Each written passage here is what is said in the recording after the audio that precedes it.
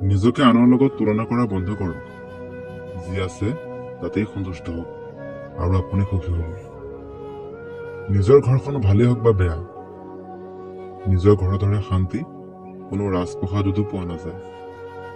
এটা ভুল শব্দই যেনেকৈ গোটেই লিখাটো নষ্ট কৰি পেলায়, তেনেকৈয়ে এটা ভুল মানুহ জীৱনত আহি গোটেই জীৱনটোক নষ্ট কৰি পেলায়।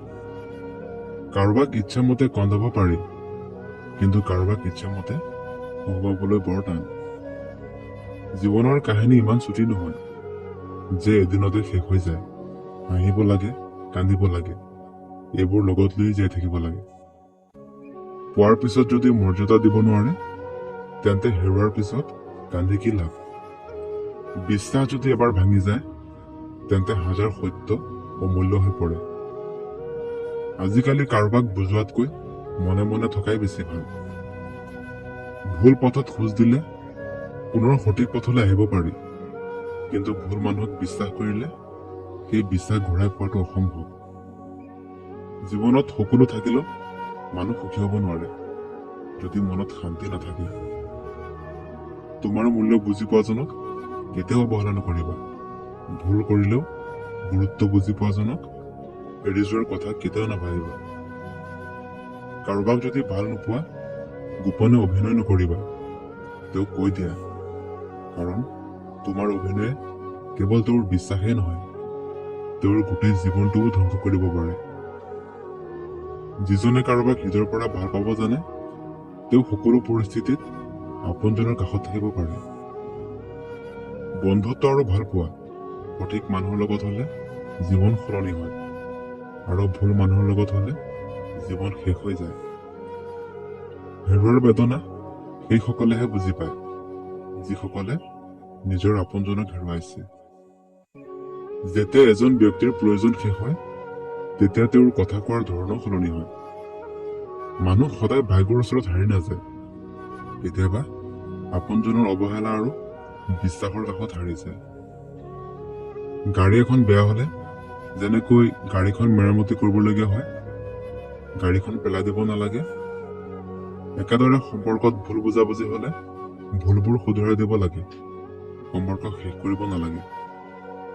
ক্ষমা তাকেই কৰা যিয়ে অন্যায় কৰিছে, কিন্তু ক্ষমা তাক নকৰিবা যিয়ে বেইমানি কৰে। মানুহ যেতিয়া বিপদত পৰে, তেতিয়া তেওঁলোকে উপলব্ধি কৰে যে পৃথিৱীখন কিমান কঠিন আৰু নিজৰ মানুহবোৰ কিমান নিষ্ঠুৰ। খাদ্য যিমানেই দামী নহওক কিয়, পচিলে কোনো দাম নাথাকে। একেদৰে মানুহ যিমানেই শিক্ষিত নহওক কিয়, মানৱতা অবিহনে তেওঁৰ কোনো মূল্য নাই। জীৱনত সুখী হওক, কিন্তু কাকো আঘাত দি নহয়। জীৱনত লাভৱান হওক, কিন্তু কাৰো ক্ষতি কৰি নহয়। জীৱনত দুখ কষ্ট পোৱাটো বেছি প্ৰয়োজন। দুখ কষ্টই মানুহক সলনি কৰিব পাৰে। যদি আপুনি আনৰ ক্ষতি কৰিব বিচাৰে, তেন্তে আপোনাৰ পতন নিশ্চিত।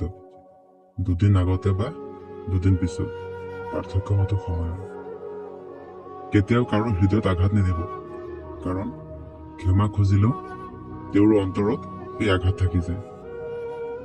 জীৱনত কোনো সমস্যা আহিলে দুখ নকৰিব, কিয়নো সুখ দুখৰ সৈতেই আমাৰ জীৱন। দুখ আছে বাবেই সুখৰ ইমান দাম। প্ৰতিদিনে নিজকে কমেও 1% উন্নত কৰক। বছৰৰ শেষত চাব আপুনি মুঠ 365% হৈছে। পৃথিৱীৰ আটাইতকৈ ডাঙৰ ঔষধ হল হাঁহি, আৰু আটাইতকৈ ডাঙৰ সম্পদ হল বুদ্ধি, আৰু আটাইতকৈ শক্তিশালী আহিলা হল ধৈৰ্য, আৰু শ্ৰেষ্ঠ সুৰক্ষা হল বিশ্বাস। মানুহক ভাল পোৱা উচিত, কিন্তু তাৰ কাপোৰ কানি, টকা পইচা আৰু সৌন্দৰ্যৰ দ্বাৰা নহয়, মনটো কিমান ডাঙৰ তাক লৈ। সপোন সেইটো নহয় যিটো মানুহে শুই থকা অৱস্থাত দেখে। সপোন হল সেইটো যিটো পূৰণ কৰাৰ ইচ্ছাই মানুহক শুবলৈ নিদিয়ে। জীৱনটো সহজ নহয়। বেছিকৈ কথা পাতিলে সকলোৱে পাগল বুলি কয়, কম কথা কলে সকলোৱে এটিটিউড বুলি কয়, আৰু কাৰোবাৰ লগত কিবা কামৰ বাবে কথা পাতিলে স্বাৰ্থপৰ বুলি কয়। যদি আপুনি নিজকে অসুখী বুলি ভাবে, তেন্তে পৃথিৱীৰ কোনোৱে আপোনাক সুখী কৰিব নোৱাৰে। কিন্তু হাজাৰ কষ্টৰ মাজতো যদি আপুনি সুখী অনুভৱ কৰে, তেন্তে হাজাৰ চেষ্টা কৰিও পৃথিৱীৰ কোনেও আপোনাক অসুখী কৰিব নোৱাৰে। কাৰোবাক বিশ্বাস কৰাৰ আগতে 10 বাৰ চিন্তা কৰক, কাৰণ এই যুগত সকলোৱে বিশ্বাসৰ দাম দিব নোৱাৰে। আজি হয়তো সময়টো বেয়া, কিন্তু গোটেই জীৱন নাথাকে। কিন্তু আজি যিসকলক চিনি পালো, তেওঁলোকক গোটেই জীৱন মনত থাকিব। অতিৰিক্ত আপোন হবলৈ যাব, দুখ অবিহনে একোৱেই নাপাব। কাৰোবাক জীৱনৰ পৰা আঁতৰাই দিয়াৰ প্ৰথম লক্ষণ হল কথা নপতা। দ্বিতীয় লক্ষণ হল ব্যস্ত আছো, পিছত কথা পাতিম। ইয়াৰ পিছত অজুহাতৰ কোনো অন্ত নাথাকে। দেখাত সুন্দৰ মানুহ বহুত পোৱা যায়, কিন্তু যিসকলৰ মন সুন্দৰ, তেওঁলোকক কেৱল ভাগ্যৰ পৰাহে পোৱা যায়। যিয়ে তোমাক অৱহেলা কৰে, তেওঁক ধন্যবাদ দি আঁতৰি যোৱা, কিয়নো তোমাৰ অৱহেলাৰ বাবে হয়তো তোমাৰ জীৱনত উন্নতি হ'ব। বিশ্বাস ভাঙিবলৈ নহয়, গঢ়িবলৈ শিকক। প্ৰতিশ্ৰুতি দিবলৈ নহয়, ৰাখিবলৈ শিকক। কাৰোবাৰ জীৱনত ধুমুহা নহয়, পোহৰ হওক। মিছাৰে নহয়, সত্যৰে জীৱন গঢ়ি তোলক। হেৰাই যোৱা সূৰ্যটো ঘূৰাই পাবলৈ 12 ঘণ্টা সময় লাগে, কিন্তু হেৰুৱা বিশ্বাস আজীৱন অপেক্ষা কৰিলেও ঘূৰাই পাব নোৱাৰে। পৃথিৱীৰ আটাইতকৈ নিষ্ঠুৰ পিয়া হৈছে টকা, যিয়ে হাজাৰ হাজাৰ সম্পৰ্ক ধ্বংস কৰে। ভাল মানুহৰ কোনো মূল্য নাই, সৎ মানুহৰো কোনো মূল্য নাই। সাধাৰণ মানুহৰ স্বাধীনতা নাই, বিবেকবান মানুহৰ বাবে শান্তি নাই। বৃদ্ধাশ্ৰমৰ পৰা মাকে কলে, বাবা, তোৰ ল'ৰাক উচ্চ শিক্ষা নহয়, ভাল শিক্ষা দে, যাতে শেষ বয়সত মোৰ দৰে বৃদ্ধাশ্ৰমলৈ আহিব নালাগে। মনে মনে থাকিবা, দাম বাঢ়িব। কথা কমকৈ কবা, সকলোৱে তোমাক গুৰুত্ব দিব। যিমান কথা কমকৈ কব, আপোনাৰ কথা মূল্যৱান হৈ যাব। যদি সকলো সময়তে বক বক কৰি থাকে, আপোনাৰ কথাৰ মূল্য নাথাকিব।